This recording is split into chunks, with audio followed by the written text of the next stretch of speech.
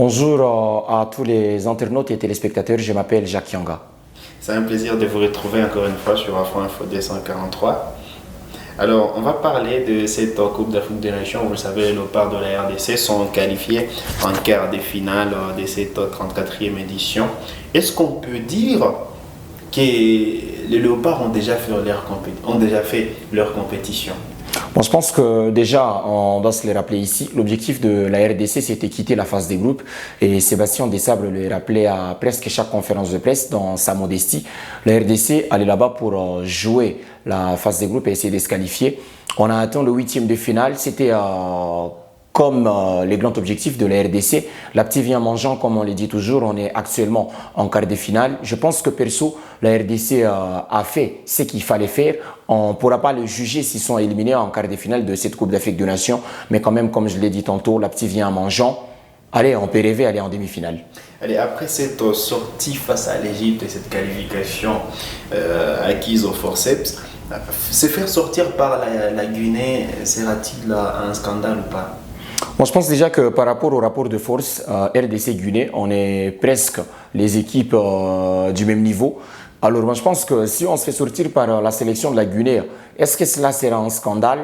Pas à mon avis, parce que déjà la RDC voulait aller en 8e de finale, on l'a fait, on a passé le 8e de finale, on est en quart de finale, mais au moins quand même ça doit laisser un goût amer parce que quand vous vous faites éliminer dans une Coupe d'Afrique des Nations par la Guinée pendant que vous avez éliminé une des grosses cylindrées sur le continent qui est l'Égypte, ça peut laisser un goût amer en travers de la gorge, mais quand même, cela ne serait pas un scandale quand on sait le parcours de la RDC, éliminatoire Coupe d'Afrique des Nations, comme on était dernier des sabres à façonner cette équipe, comment est-ce qu'on est allé en Coupe d'Afrique des Nations, 3 matchs nuls en phase des groupes, cette victoire face à l'Égypte à l'arraché avec cette séance fatidique des tirs au but. Ouais, ça peut laisser un goût amer, mais ce ne sera pas une grosse déception. Allez, voilà, ça se joue ce vendredi, le match de quart de finale entre la RDC et la Guinée. Déjà, comment vous entrevoyez ce match? Bon, je pense que le match RDC-Guinée, c'est un match où on peut aussi aller sur du 50-50 parce que la RDC, c'est une nation qui, en cette Coupe d'Afrique, n'a pas réussi encore à gagner des matchs dans les temps réglementaires. C'est 4 matchs nuls avec 2 matchs déjà 1-1 face à la Zambie. Il y a ces matchs 1-1 face à la sélection du Maroc. Il y a aussi ces 0-0 face à la Tanzanie, 1 partout face à l'Égypte après la prolongation et la séance des tirs au but. Il y a cette sélection de la Guinée aussi qui a réussi à gagner un match dans cette Coupe d'Afrique des Nations.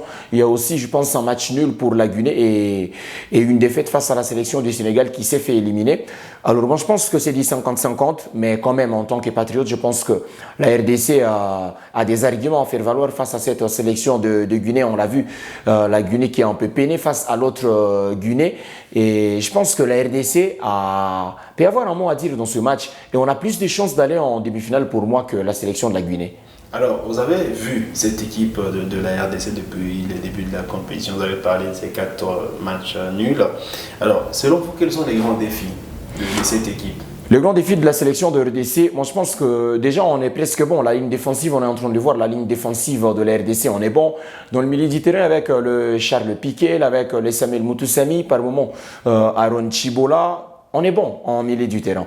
Je pense que le grand défi de cette sélection, et tous on le sait depuis le début de la compétition, c'est la ligne offensive. Et là moi je me dis que Sébastien Desabre, c'est tout ce qui l'échappe encore dans cette sélection de RDC parce qu'il est en train de faire avec son poste d'attaquant des pointes, mais pas que d'attaquant des pointes, aussi nos ailiers, il y a quelque chose à redire derrière.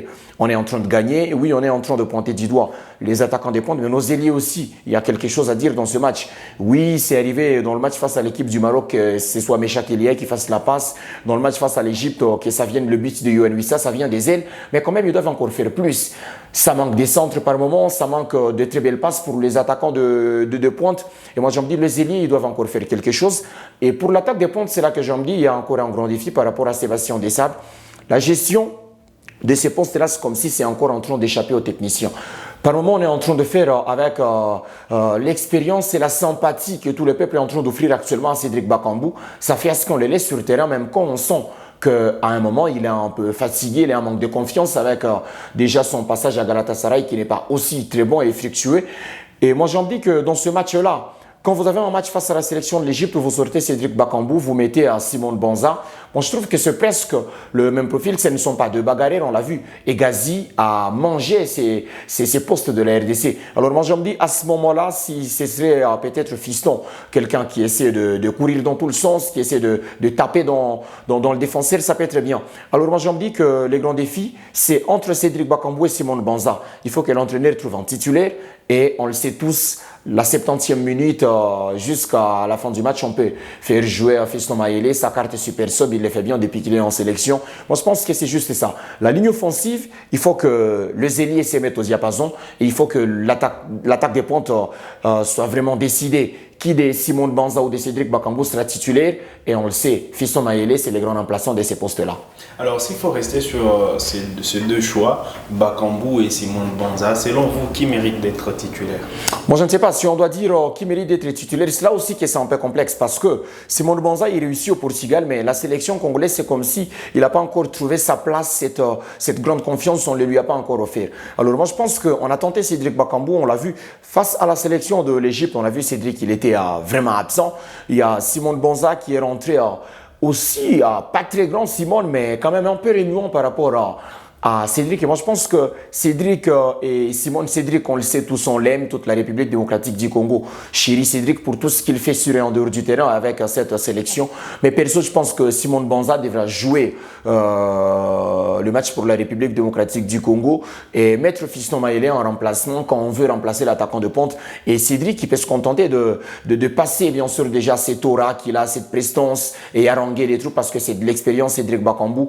Pas pour rien qu'il est parmi le meilleur arbitre de cette sélection congolaise dans son histoire. Alors moi, je me dis que Cédric, il peut rester sur le banc, ça ne fait pas de problème. Aussi, on l'a vu, il est sorti face à l'Égypte, mais il était le premier supporter sur le banc de cette sélection de RDC. Ça ne lui pose pas de problème. Pourquoi ne pas tenter Simone Banza dans le match face à la Guinée? Il y a aussi le poste d'ailier qui coûte cher dans cette sélection nationale de la RDC. On a vu Meshak faire de bonnes choses face à l'Égypte, face au Maroc. Il y a Silas également qui commence à s'intégrer dans cette équipe nationale de la RDC, sans oublier la performance de Wissa. Bongonda également postule à ces postes-là. Il faut dire que quand même, il y a plusieurs choix côté congolais. Des choix, nous en avons et je pense que c'est là aussi ce qui fait bien avec cette sélection de RDC. Il y a un moment, on manquait de solutions. La profondeur du banc, ça manquait à cette sélection de RDC. Mais aujourd'hui, quand tu es en train de voir, on va sortir Dylan Batubinsika, tu as un Inonga et un autre qui vient de faire un match de fou. On doit sortir de garçons comme déjà Charles Piquet, on te met Aaron Chibola, c'est un peu l'équilibre. Devant, on peut te sortir Meshak Elia, on te met Silas Katompa, on peut te sortir Yohan Wissa, on te met d'autres garçons qui sont dans cette sélection. Tu sens que c'est bon. Mais quand même, si on devrait revenir sur cela, moi je pense que Théo Bongonda, il a été très bon dans le match face à l'Égypte. Dans le rôle que joue Gaël Kakuta actuellement, cela que ça risque aussi de donner certaines idées à Sébastien Desabre parce que Kakuta il est bon, dernière passe il est très bon, dans la création du jeu il est très bon, mais Kakuta ça lui manque aussi ces dimensions des bagarreurs, c'est pas quelqu'un qui se lance dans les courses, qui va récupérer de ballons, mais il faut voir le match à Théo Bongonda, combien de ballons il a récupéré, dans combien de courses il s'est engagé, et moi je pense que perso on peut commencer à peut-être miser sur Théo Bongonda dans le milieu du terrain, jouer avec Yohan Wissa et Meshak Elia sur les ailes et mettre un attaquant de pointe et on peut faire un remplacement avec Gaël Kakuta pour venir suppléer soit Théo Bongonda s'il se faisait blesser et ça peut aussi aider à cette sélection mais quand même profondeur du banc en effectif garni on en a et je pense qu'on est encore loin peut-être de voir tout le binational qui peut venir dans cette sélection de Sébastien Desabre après la CAN. Allez, peut-être la dernière question. Justement, vendredi, les Léopards vont jouer ces séries nationales de la Guinée. Est-ce que vous voyez les Léopards dans les derniers carrés de la compétition après ce match? Face à la sélection de l'Égypte, je le savais déjà que la RDC allait éliminer la sélection égyptienne. Je ne sais pas si c'était par l'instant que je le disais, mais quand même, je les sentais. Face à la sélection de la Guinée aussi, je suis en train de les sentir parce que je me disais, le grand obstacle pour la sélection de RDC, c'était la sélection de l'Égypte pour que nous puissions arriver en demi-finale. Mais là, je pense que la RDC s'est frayé un chemin royal pour aller jusqu'en demi-finale. Mais attention quand même parce que derrière, il y a de Mohamed Bayo, il y a de Guy Lavogui, il y a cette attaque de feu de la sélection de Guinée. Mais quand même, s'il y a une attaque de feu, il y a aussi une défense en dents d'ici côté RDC. Chancel Mbemba, Dylan, il y a Inonga Eno, Bloch, il y a Gédéon Kaloulou, il y a Arthur Massakou. Et bon, je pense que la RDC a une défense pour contenir cette attaque. Il suffit seulement que nos attaquants soient inspirés. On va éliminer cette sélection du Guinée et on ira jusqu'en demi-finale. Merci beaucoup. Merci David et merci à Afro Info 243.